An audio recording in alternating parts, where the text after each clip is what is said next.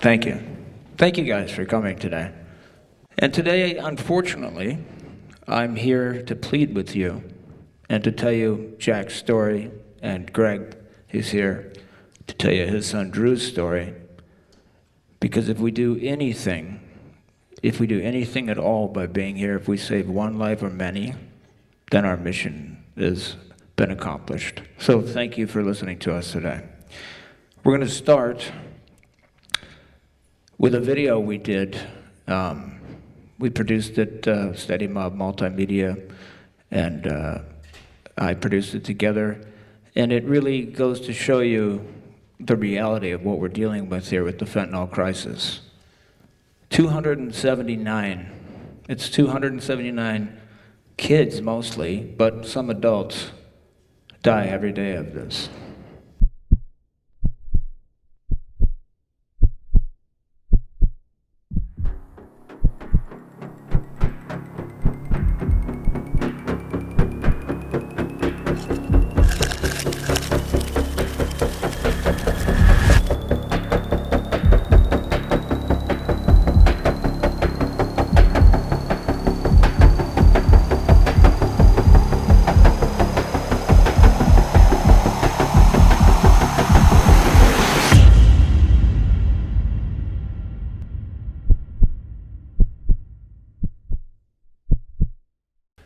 So what we're going to do next is an amazing movie by Jaime Puerta called Dead on Arrival. And this is about as powerful as it gets. Won many awards. So enjoy this, and then Greg and I will be back to share some more stories with you.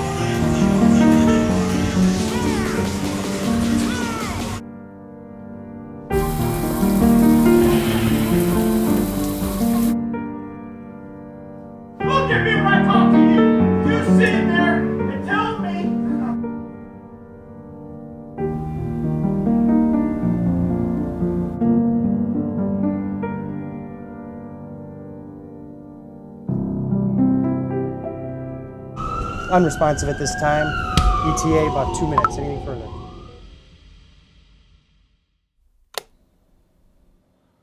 My name is Dominic Tierno. Since I graduated high school in 2014, I've had the great honor of directing a number of documentary films about drugs and drug addiction. Our mission is to revolutionize drug education by telling real-life stories that motivate young people to make one of the most important decisions of their life, and that's the decision to not use drugs. 2020 was the worst year for drug overdose deaths that we have ever seen. In the beginning of summer in 2020, I came across this article. A 14-year-old kid from a town I grew up in had died from what appeared to be a drug overdose. He's a smart, funny guy who, like many kids, was struggling with some anxiety issues and decided that he would turn to drugs to see if he could help himself with that. What happened was he went and bought this pill, this Oxycontin pill, from a guy he had known because he thought that pill might ease the pain of what he was going through mentally. Well, he didn't know it, but that Oxycontin pill wasn't a real Oxycontin pill. It was a fake pill. It looked just like the pill that he wanted to try, but instead of Oxycontin, it was made with fentanyl, a synthetic opioid known to be 50 to 100 times the strength of morphine. That one pill he took that night killed him almost instantly, and his mom found him dead in his bedroom the next morning. Before I can even finish that article, I'm scrolling through and I see another linked article. Not far away, around the same time, another 14-year-old dead from fentanyl. So then I go back to Google and I type in fentanyl deaths. I hit search, and then it all made sense. I saw another kid, and I saw high school students, college students, young adults, all recent, all over the country, all dead from fentanyl. And so I'm looking at that and I'm saying, these aren't just normal overdose deaths. These people think they're taking one drug and turns out they're being killed. Why have we not heard about this? It's a drug 50 times more potent than heroin, and doctors say just touching it can send you to the emergency room. We're talking about the synthetic opioid fentanyl. The first time I heard about fentanyl was my sister busting in my house being like, don't touch anything in his room, it's fentanyl. And I'm like, I don't even know what you're talking about. Like, I have no idea what's going on right now. So most people haven't heard of this because we haven't been talking about it. Back in 2013, when it first started showing up, only about 3% of drug users were dying from it. Now we're looking at over 50% of drug deaths being attributed to fentanyl. If Alexander could have got a lesson, I wish he knew about fentanyl. I wish he understood that fentanyl poisoning is real and that every time you try something, you're playing with your life. It is pill roulette every time you try it. As a mom of a kid that was just trying to experiment, that's where it is. As a mom of a kid that died just wanting to experiment, I wish I could just shake you and tell you and make it real for you. But I don't know how to do that. I won't be there when you're faced with these decisions. I know that if he knew the effects of his passing, it would crush him. He never intended for me to find him on his bedroom floor.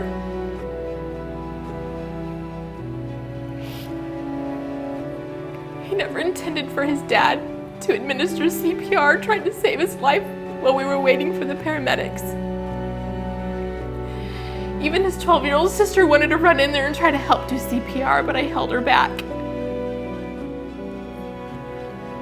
Alex didn't intend for me to see him wheeled away on a stretcher and put into an ambulance.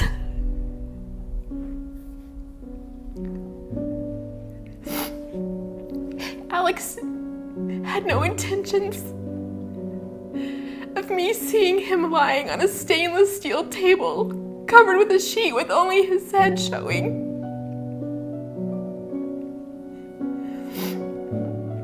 Alex had no intentions of me knowing what it felt like to kiss his face for the last time. The images that I'm left with of that day replay in my mind on a regular basis. Please do not put your family through this.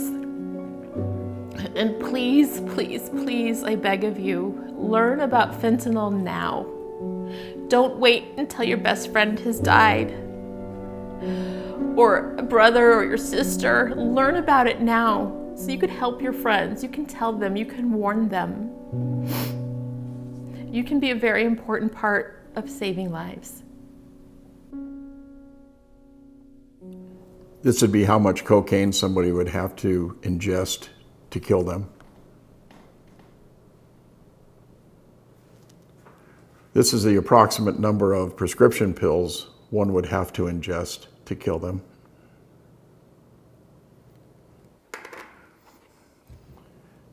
This is the amount of heroin the average person would have to ingest to kill them.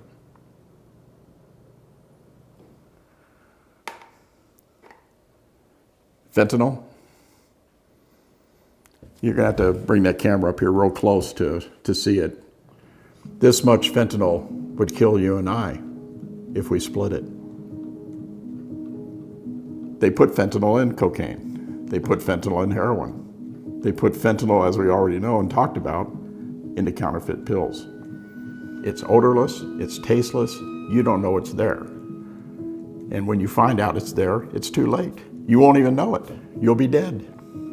2,500 people would be killed by that amount of fentanyl. Does that sound like a drug to you? Does that sound more like a poison? I was a police officer for 31 years, and during my time in narcotics, I'd never heard of fentanyl. In homicide, I saw many, many tragic things. I saw people that were killed by shootings, stabbings, beatings. Nothing that I saw at that particular time would have ever prepared me to see Jessica. I was at work. I got a telephone call from my wife, Cherie.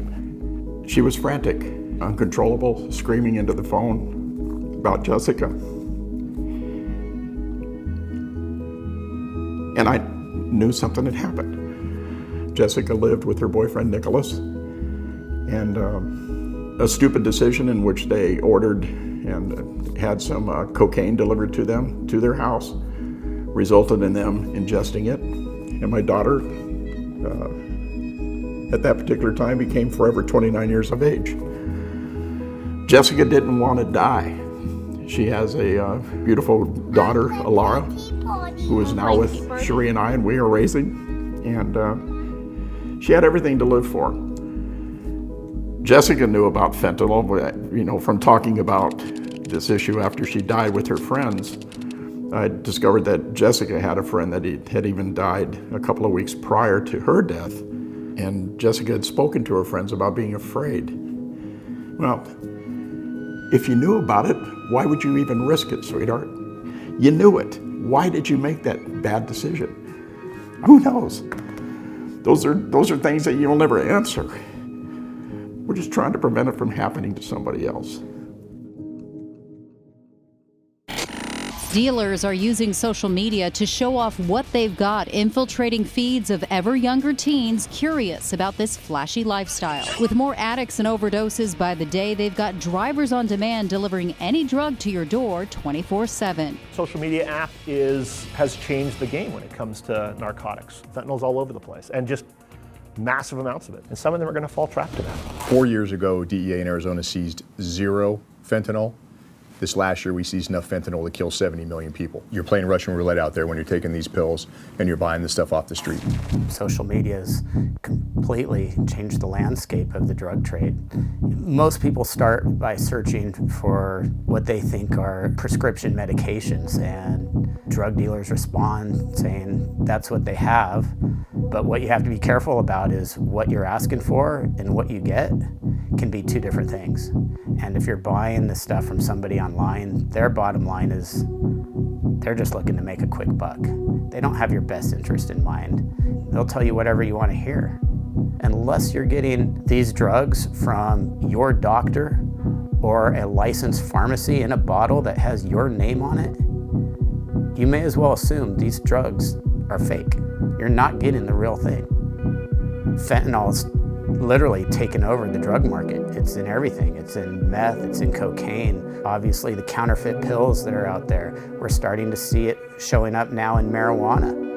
The people who make this stuff, who are putting the fentanyl in everything, they have one goal: to get you hooked. Fentanyl is highly, highly addictive. They're gonna trick you into thinking you're getting something you're not, to take you down that rabbit hole, to get you hooked on fentanyl and have you become an addict. Because to them, you're a customer, and you'll be a returning customer at that point. One of those times, you're gonna get enough fentanyl to kill you. Alex was in her bedroom at night, getting ready for bed. She went on social media in search of oxycodone. It wasn't hard for her to find a drug dealer, and she had what she thought was oxycodone delivered to our house. One pill had enough fentanyl to kill 5 people. My daughter took half of this pill and died instantly. In an instant, my life was changed forever. My last memory of my daughter is of her being wheeled out on a gurney. I saw my daughter brought into this world, and I saw her leave this world.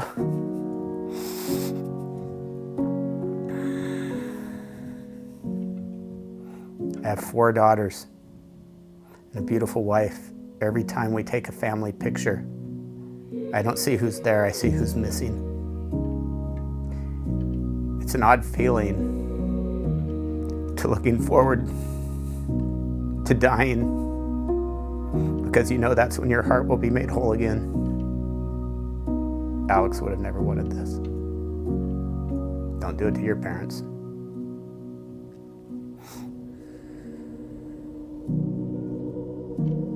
It's the end of the world at the palm of my hand. If you can't come with me, I'll understand.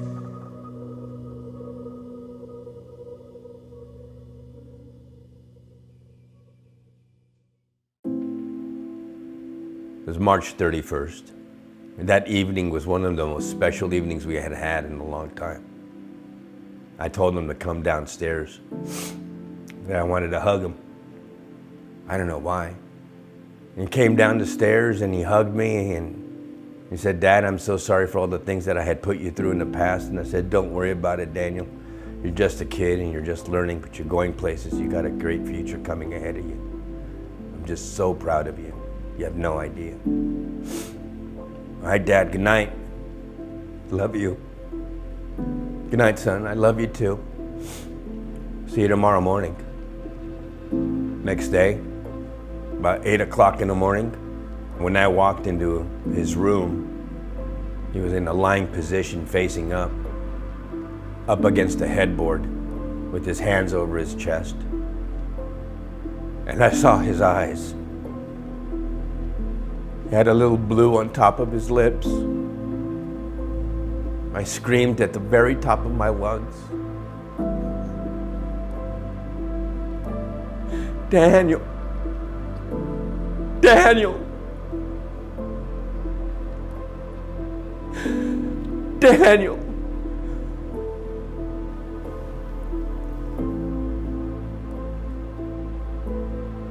I called the paramedics. They carried him down the stairs and put him on the first floor and started doing chest compressions. And then they took him to Los Angeles Children's Hospital, where we were put in a waiting room. And later on that evening, a team of doctors came in.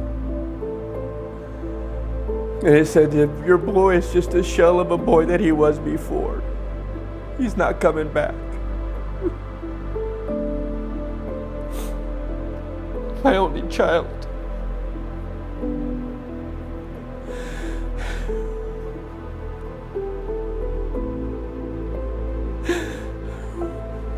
I couldn't protect them.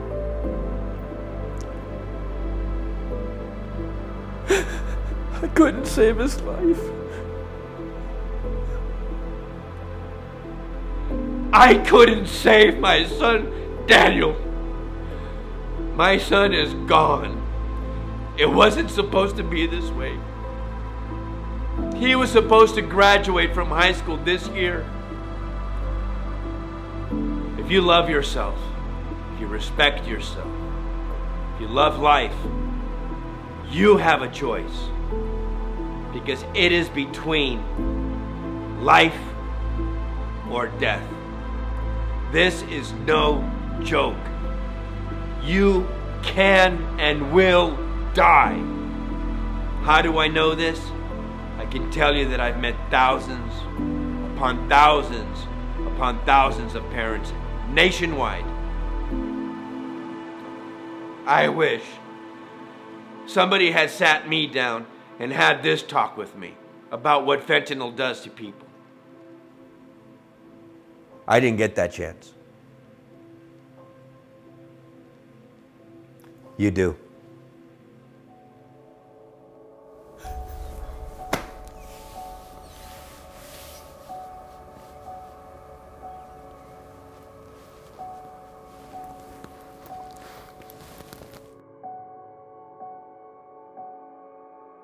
You know, there's always been one main problem with the films that we make, and it's the reason why we try to keep them as real and as relatable as possible. People just so commonly think that it will not happen to them. I'm talking about great people, nice people, cool people, intelligent people with big plans for the future, big potential. Gone because of one choice they didn't know would end their life. Fentanyl is coming for anyone and everyone.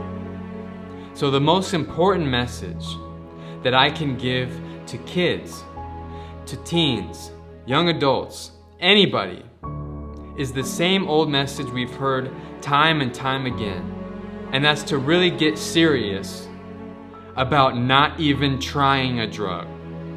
You see, back when we first started, I was telling kids not to use drugs because you might get hooked, you might get addicted. Now there's not even time for that. Now it's don't try a drug because you might actually not wake up tomorrow. You might actually not get another chance. One choice is all it takes.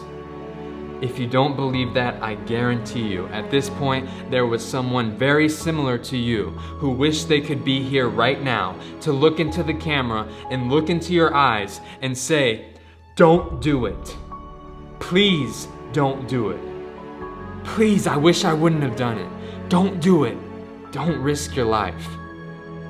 So my question for you is, are you going to listen? Or will it be your family and your friends holding your picture, wishing they could have been there to tell you?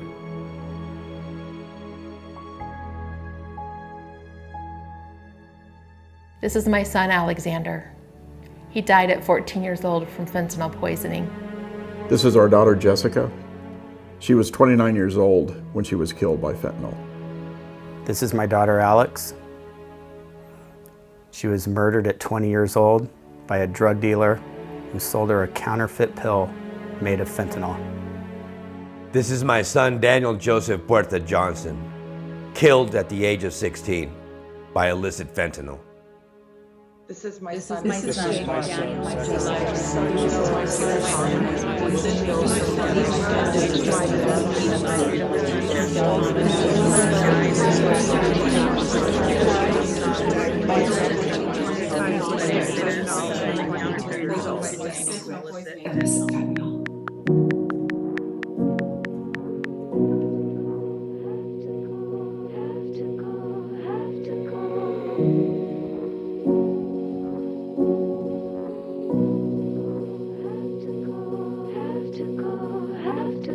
The end of the world at the palm of my hand. And if you can't come with me, I'll understand.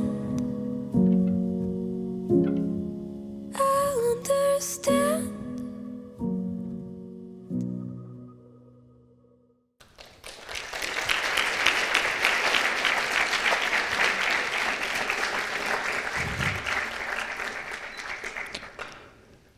Well, that line that Jaime Puerta says there at the end of the film, will you listen? It makes me want to ask all of you that are here today, will you listen? Because it's not just you, and of course, in your parents' and brothers and sisters' mind, the last thing they want to do is be left to hold on to memories and great memories they had. It's one of those things where, let me ask you a question. Let me first change the slide here, sorry. How many people do you know that suffer from anxiety? Raise your hand. How about depression? So, one of the things that we've learned and that we believe that a lot, not all, but many of the cases of drug-induced homicide by fentanyl are not people going out and looking for extremely hard drugs like heroin, cocaine, crystal meth, whatever. They're actually looking to rid of the anxiety or depression. They find themselves overwhelmed. and that's when they make a bad choice. So I'm about to tell you Jack's story. Before I do, I found this little clip that I shot of him when he was 12, and this really does encompass the spirit of Jack McCarthy. No risk, no happiness, and no love. Hashtag YOLO. Hashtag YOLO. And that's a fact. So, why am I here? I'm here to plead with you. I never imagined that that when Jack was 12 and I shot him on that video, I could never have imagined that I would be at the high school where he graduated from, speaking to all of you and pleading with you not to reach out for any kind of drugs, but particularly from someone that isn't your pharmacist and doctor. So Jack's story goes a little bit like this. On September 24th, 2021, he was home, and about 9:30 in the evening, he said to his mom, Kathy, Mom, I'm gonna go visit my friend Justin. I'll be back around midnight. Kathy said, okay, great, have fun. Jack actually returned home before midnight. Kathy heard him come in the house and thought, as every mom probably does, oh good, he's home. I can turn the light off, I don't have to worry. I can go to sleep. Kathy woke up Saturday morning of the 25th, went downstairs, a routine, get a Diet Coke out of the refrigerator, and what she walked into was her son Jack on the floor. Actually, right where I had my coffee this morning. You can imagine the feelings of terror that go through a parent's mind and heart when they went to bed thinking everything was safe, everything was good, only to come downstairs and find their only son gone. Jack had emailed someone on Snapchat, and that is how he hooked up the deal, so to speak. What he asked for was a couple of Xanax and a couple of Adderall. Jack isn't totally innocent in this because that's what doctors are there for. But he was feeling anxious.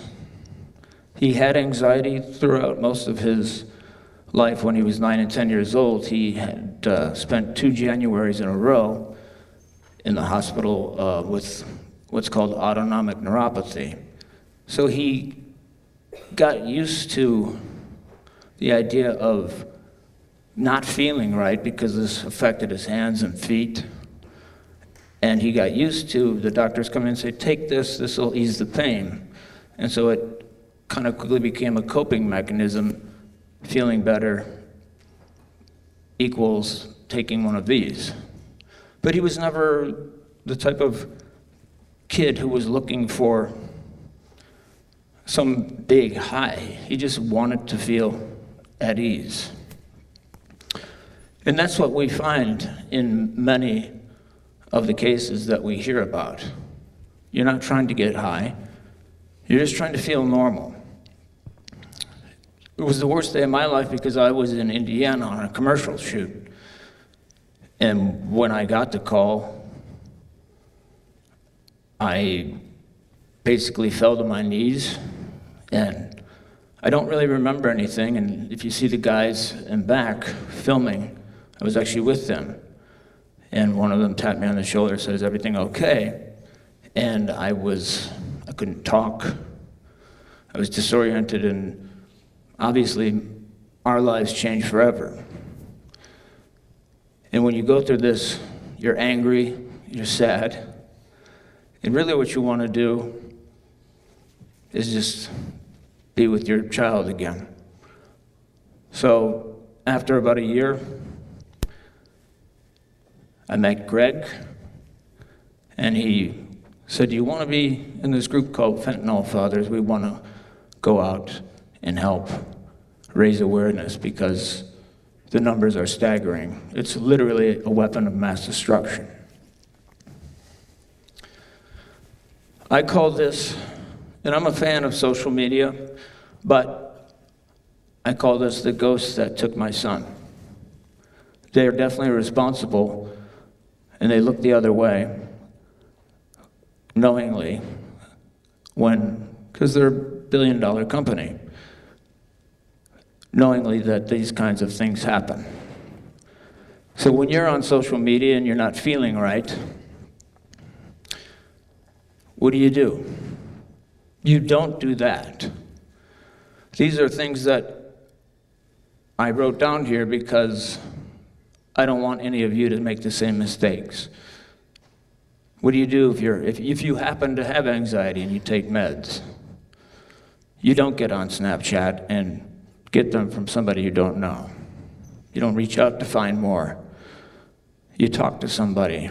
I know it's hard, but believe me, it's not nearly as hard as the alternative. You don't do that because you're taking a risk that is the ultimate price. It's your life. And then you're leaving your family and friends behind to talk about you, and hopefully with some good memories, but forever changed. Lives forever changed. As one of the parents in the powerful movie said, "I can't get my son back." That's all he wanted. And I get it. I totally get it. I would do anything. And he even said, I actually look forward. Not look forward, but he's not afraid to die because he knows that's when they'll be together again.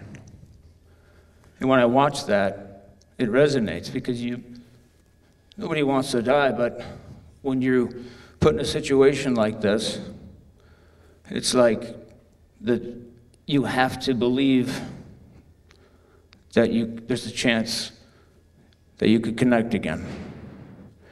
And so I hate being a preacher. I get along very well with people your age and maybe a little older. Jack's friends have become my great friends. They come over every couple of weeks and we watch fights together. I see Dean Glazer here. He comes over probably every week and we watch boxing and UFC and we talk about Jack. I see Ryan Moss here, another great friend of Jack. Jack was an amazing person. He had so many friends that were all different, didn't judge anybody. He was an amazing person, just like I'm sure all of you are, but he made a mistake. And he paid with his life. And so, here are Greg and I to plead with you not to. I'm going to end my talk about Jack with a poem that Jack's sister, if I can get through it. Samantha, do you want to come up and read it? Because I don't think I can get through it.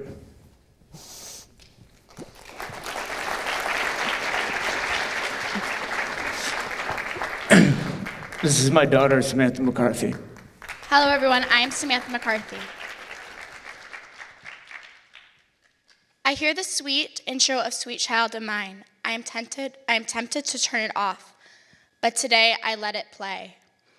I'm slowly letting myself hear the song, just like I'm slowly learning to grieve.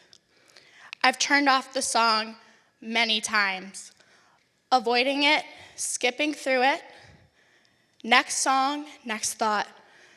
Avoiding the pain at all costs. It hurts too much to think of the loss, but I'm letting it play now. While sifting through a million memories of our 19 years, but not nearly enough, I think of your face intently focused on each guitar string. Me cheering you on every time you played, the basement, the backyard, the bonfires. Nana's Christmas dinner, when you got so nervous you couldn't feel your fingers touch the strings. I just wanted to be your cheerleader. I was always your cheerleader, both aloud and under my breath. And now you're mine from above. I see my reflection, my eyes to the brim with tears, listening to the notes you once played. I sit at my desk, your empty room next to mine, unable to bear the deafening silence left. I listen to your song, trying to make it through. And at least take one full breath between each sob and cry. But sweet brother of mine, I will carry on and let the song play. I will let the song play and swing sweet notes and beautiful memories. Others, melodies of a broken heart, still trying to catch my breath with every beat, one note and one day at a time. Thank you so much, everyone. Thank you, Samantha. Wow. Thank you. Thanks to Samantha, I couldn't do that. It's too hard. Go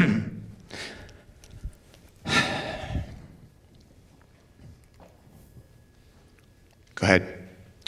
So, we look at the facts. Fentanyl is a synthetic opioid, which you learned from the video. It's more potent than heroin and 100 times more potent than morphine. In 2022, the DEA found that 6 out of 10 fake pills contain a lethal dose of fentanyl. These pills are being sold on all of social media. Snapchat is the easiest one because people believe, oh, that just goes away. Pills like Oxycontin, Percocet, Vicodin, Xanax, and Adderall. I think what you have to do is assume, if you are thinking about it and you're tempted, that every pill will kill you. It's like if you had a revolver and you stuck 5 pills in each place and left one, spun it around. As I said in the film, it's Russian roulette. Fentanyl powder is also being added to street drug supplies like cocaine, heroin, methamphetamines, and now even marijuana, which is legal in Michigan, so that one puzzles me. The thing is, though, is they press these pills and they make them look. What's the difference? How would you know the difference? They make them look exactly like it. That's why I call them the counterfeit killer. Sorry, I get a little angry talking about it.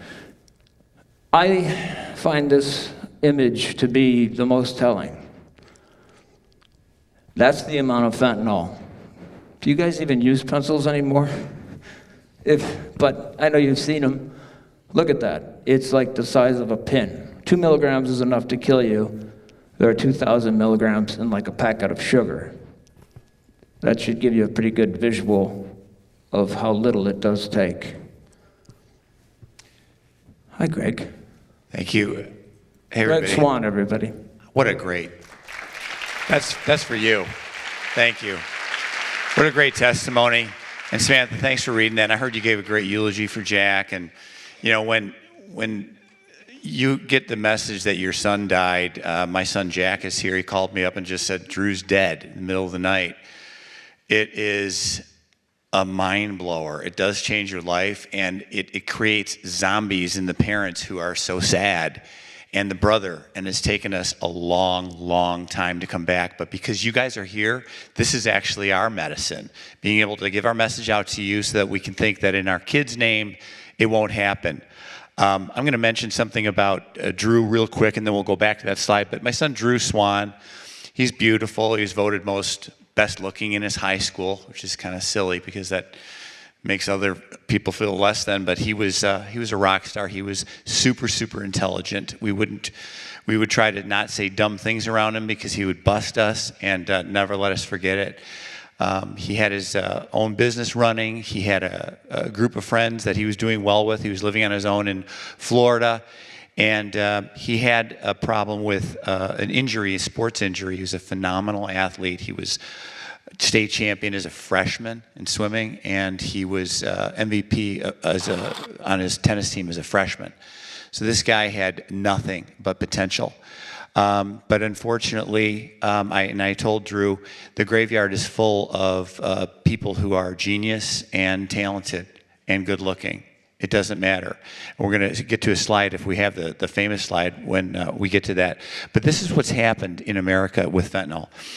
In 2014, you can see that fentanyl was just in the mix. It was just it's the yellow line here. It's in the mix there with methamphetamine, with heroin, with other drugs, prescription drugs. Now we fast forward to now, this is even from 2021. You can see how fentanyl has blown up. And look at the age group here. This is less than 15. It spikes up there at the top, and it just has overtaken everything. That's why we're called fentanyl fathers and not DARE or anything else, because there's nothing that compares with this drug in terms of death. Go ahead. This is an amazing slide. So we have some experts in the audience here that would want to give a qualifier. There was not 110,000 people that died just of fentanyl. It was mostly fentanyl. There's been other overdose drug deaths as well, but it's mostly fentanyl and it's mostly young people. And what I want to point out to you is that how big is this mammoth problem? Well, I'll tell you how big. You've had the drunk driving people here, the mad people. We have mad people on our board of directors who are helping us get into every single high school in America. There's 25,000 of them. 10,000 people die of drunk driving, making it 1/10 the problem of what this epidemic is doing. The 9/11 attack, you can toss that in. Toss in everybody who died under the age of 30 of COVID. You heard about COVID the last couple of years. Childhood cancer gets a lot of money thrown at it, and deservedly so. Everybody who died in the Vietnam War, every single soldier, totals 58,000. And global plane crashes since 2006. Add it all up, you're still come up 14,000 shy of what killed and this is close to 15, of what did last year in terms of deaths. Think of what a behemoth 900-pound gorilla fentanyl is compared to that. My basic goal to come here is to have you guys more likely to go drink gasoline than you would ever have an unprescribed pill. You got prom season, you got summer coming up. You see people playing around with that. You know they're playing with fire, and you run, you don't walk away type of thing. It's not the old adage from Nancy Reagan, just say no. We're writing a book called 1,001 Comebacks to Peer Pressure. Drew helped me start it. It's what are you doing type of thing. We hand the assertiveness and the control to you. Go ahead. Yes, and I was thinking about it.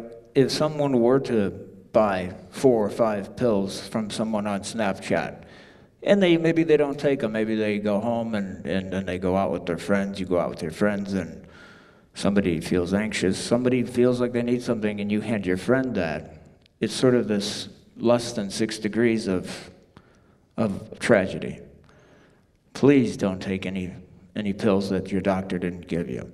So here you may have seen this woman, Miss Kiesling up here. She lost 2 sons in one night. You may have seen her. She went to Washington to plead with them about doing something about the fentanyl crisis. They took what they thought was Percocet. Imagine that. She has 2 sons, both gone, over what they thought was Percocet, a counterfeit Percocet, and she's left with that. Jayla McBrown, her mom is a city councilwoman in Washington, D.C. She came home one day and she saw Jayla and said, you know, you look a little off. Everything okay? And Jayla said, yeah, Mom, I'm fine. Don't worry about it. Don't worry about it. I'm just going to go, lay down. I'm tired. I studied too hard yesterday. Mom went to bed, woke up Didn't hear anything in the morning, went in to check on Jayla and touched her foot, and she was cold as a cucumber. These are unfortunate visuals that I'm sorry that I have to paint for you, but it's a reality. Melanie Ramos and her friend were at school, and each was given a pill. They started not to feel well, and her friend left, called and got a ride, and was able to be saved. Nobody knew where Melanie was for, Greg, what was it, 14 hours? And it turns out that one of the cleaning crew at the school found her in the bathroom stall. This is no way to go. There's no way to go. And here, there's a big group that is going after Snapchat for good reason. Because beyond the drug dealers and beyond the long story of how fentanyl gets into the country and from China to Mexico here, the easiest and quickest way is just a snap away, right? Death is a snap away. This slide is, maybe you guys are too young to know who Prince is. He's on the cover of Rolling Stone this month. He's the most famous guy to die of fentanyl. These are all famous people that died of fentanyl. It doesn't matter how much money you have or how famous you are.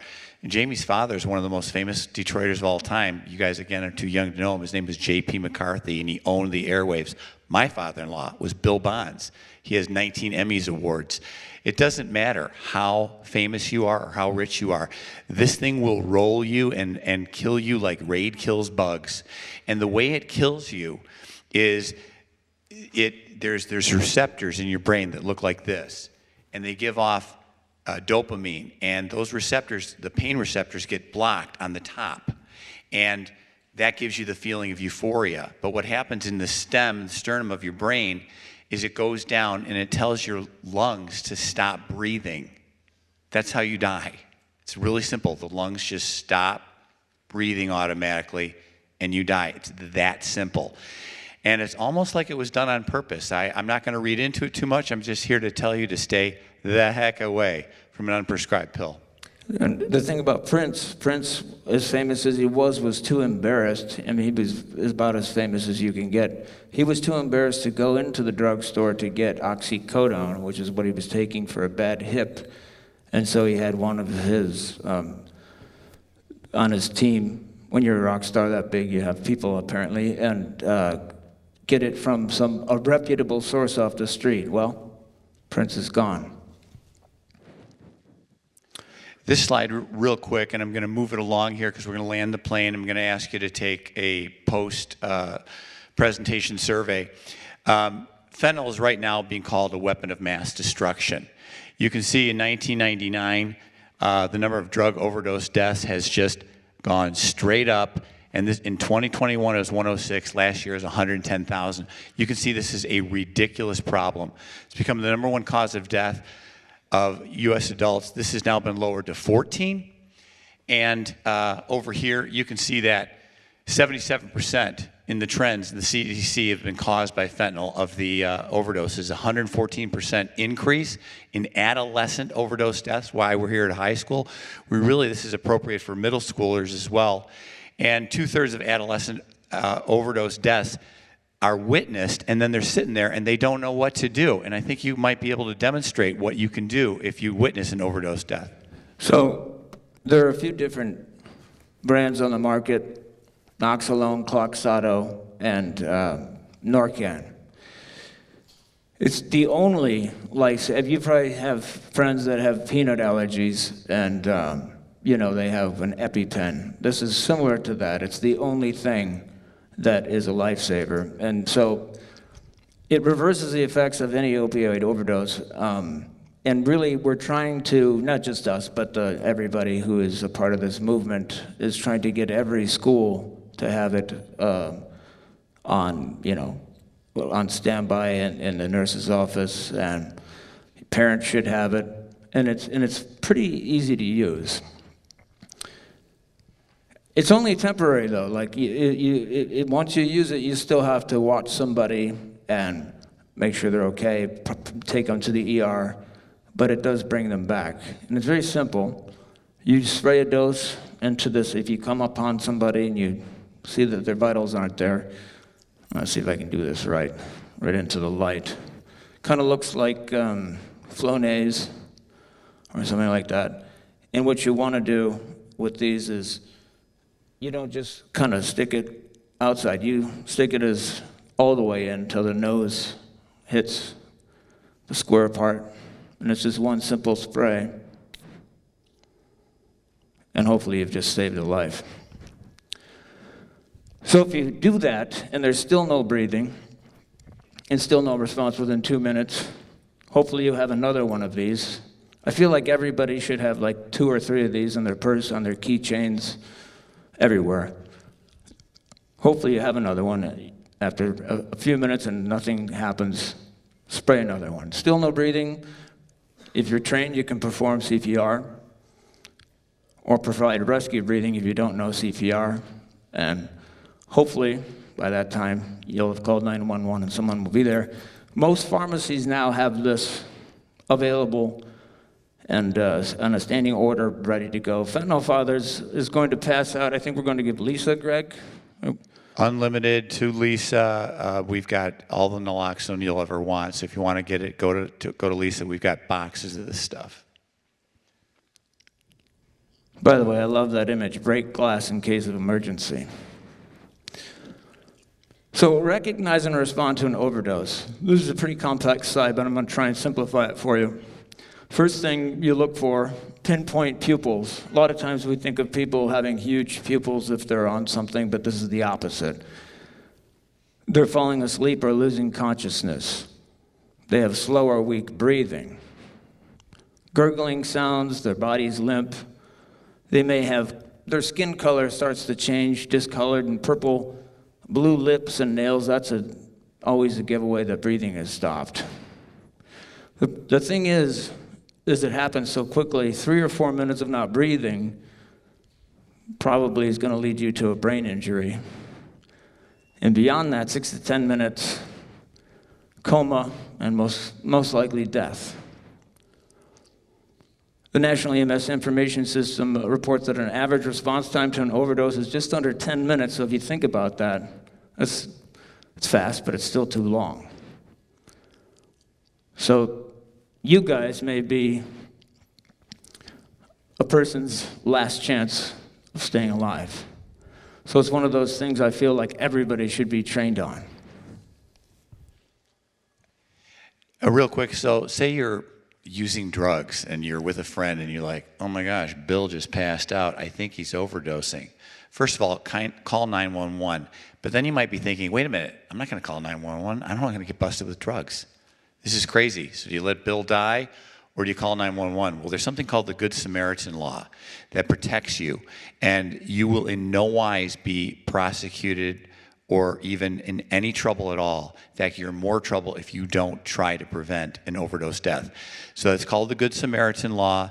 The net of this is you walk away scot-free. You're trying to save a life. My son, Jack, is very big on this. Just call 911 immediately. Go ahead. All right, so I want to say this all together. We've thrown a lot of facts at you. It's really important. There's a principle, comes from ancient writings, the scripture, but I'm not asking you to adopt any of my belief system. But there is this one that's powerful. It says, if you confess with your mouth and believe in your heart, you'll be saved. We want you to be saved from an overdose. We want you to be saved from doing this. And we're not really, we're mostly talking to the 95% of you that have never even done drugs. We don't want you to start. Now, I also want to just take a moment to thank your principal, Kyle. I want to thank Lisa for hosting this thing, Donnelly. Thank you so much. I want to thank the people that have come here. One of our underwriters, original Fentanyl Father, is Joe Master Mateo. He's in the front row. He's 88 years old. He celebrated. Stand up and wave. There he is.